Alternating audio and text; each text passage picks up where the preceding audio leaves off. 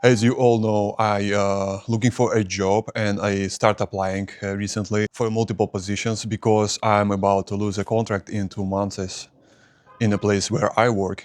So it's a good idea to start moving before something happens.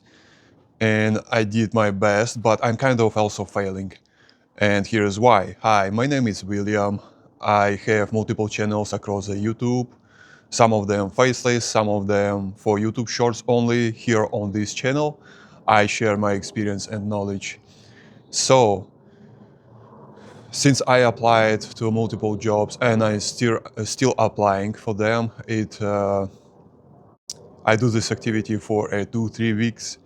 I had response from different companies and I had invitations to interview. Some of them I rejected. Some of them I went ahead and visited, and I passed the interviews. And some of them I visited and I failed interviews. So the interview that I passed, it was for driving cars for rental services, and I think it's a good job. The downsides of this job is it's a part time. It's in the morning and it have no benefits. It's kind of concerning me, so I considered it as a side job, not as a main job. I probably will have like 600 in 2 weeks, and then another 600 in 2 weeks. It's nothing. It's if you live in California, it's nothing. It's like beyond poverty line. You're gonna starve if you're gonna work only this job. Okay. What else? The other jobs that I got rejected, it was jobs for a medical career, and it's kind of another city, and I'm willing to move, but they rejected me. I guess that's because I don't have medical career experience. There's a lot of noises around, but anyway, it was two jobs, and both for medical careers. They rejected me even before I came to interview. In other interviews that I had, I rejected them. I don't even want to mention them. It's just a fast food restaurant, another job for the automatic car wash where I supposed to sell membership. I don't think that is a good jobs because they also part time, no benefits, and they kind of doesn't pay out much. Okay, so I got recently. I applied a long time ago, maybe 3 weeks ago. Hey, Sia, come on, come here, girl. Good girl. Okay, what was it? Oh yeah, yeah. So I applied for one job as a police officer, right? And they invited me for the to test me in terms of my physical condition. It's gonna be a physical exam where I supposed to run like 2 miles or 1.5 mile. Then I supposed to deal with uh, what do you call them, barriers, like physical obstruction. Anyway, it's gonna happen in the end of the month. I'm gonna give an update if I pass or fail. But yeah, but never mind. So far so good. I'm pretty confident that I can pass, but there is other exams to get to the police academy.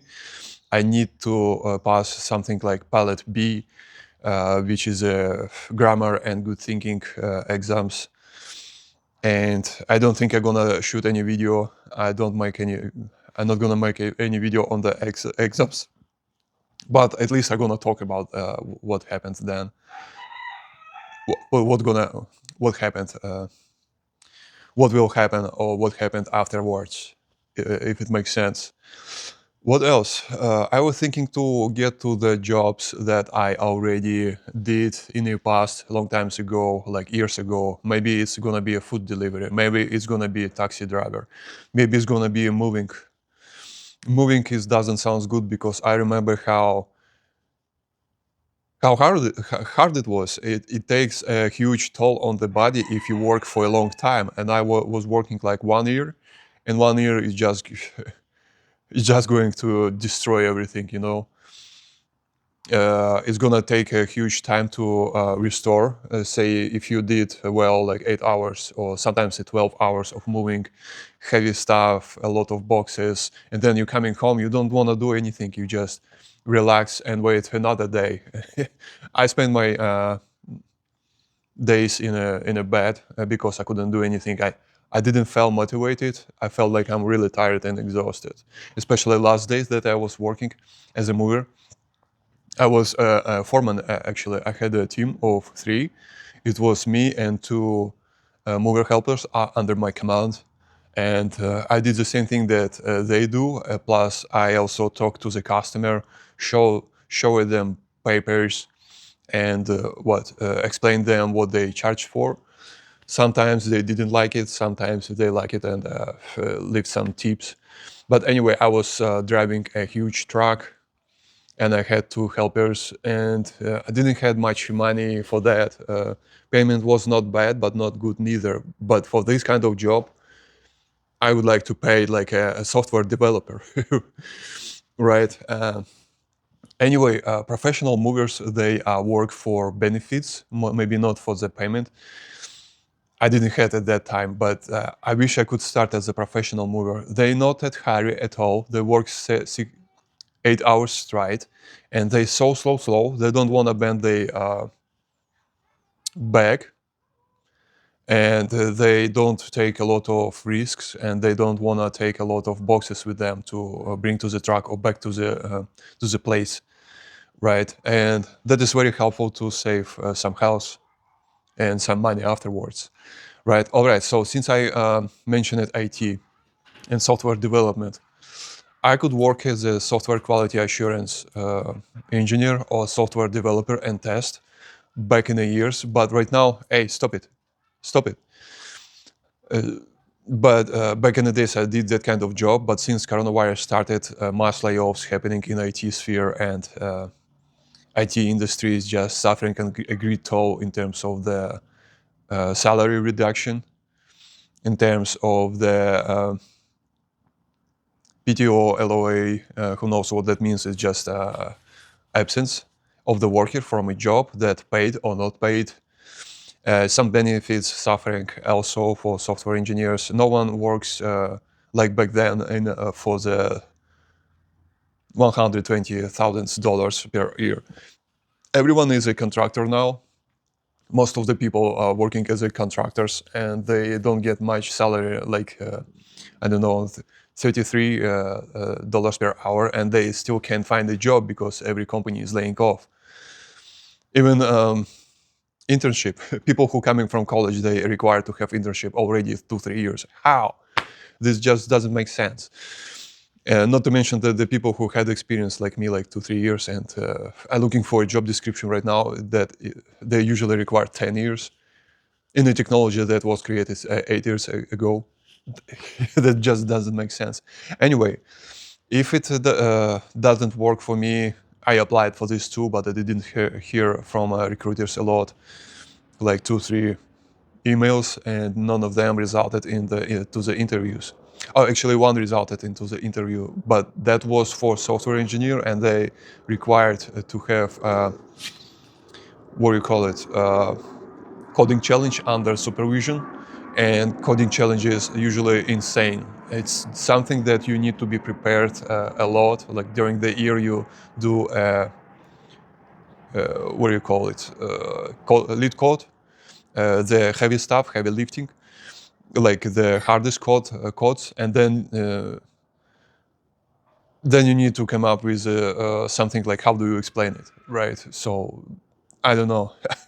I just didn't pass it, okay? Not in the past, not in the current moment. I just not ready for that kind of stuff. I'm not a software engineer. I'm a quality assurance engineer, okay? Even software quality assurance engineers, they require to pass this kind of coding challenges. They are kind of easy for software engineer, but they still hard for the quality assurance engineer because you are obviously working in a different field of expertise. Anyway, back in the days, I had experience with Java, JavaScript, and other Python uh, programming languages, but I didn't made much. I created my website where I put my portfolio, and I had my GitHub, and nothing, nothing, no good coming, no good jobs coming my way. Okay, what else? What else I was thinking about? Back in the years, I was working. Oh yeah, right now I'm working as a RAM service agent. I applied for the customer service agent in an airport. I didn't hear so far back from them. They have benefits. They have full time. I like it. They have flexible schedule, but I wish they could, reach out to me. But I guess they don't want me. I have experience with the RAM service agency as a RAM service agent. What do I do usually? I'm driving like GSE ground service equipment, like tags, like a pushback and belt loaders, all the heavy stuff. Like what else I'm doing? I'm loading, unloading bags, water, air, everything that aircraft need before departure.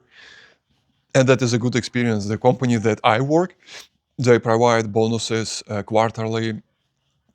They provide benefits like medical, dental, 401k, and I wanna to stay with them, but I can't.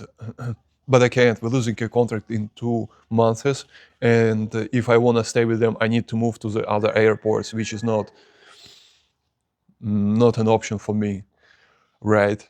So what do I think is I'm gonna transfer to the other company to in the same airport, and they already expressed interest. They sent me an invitation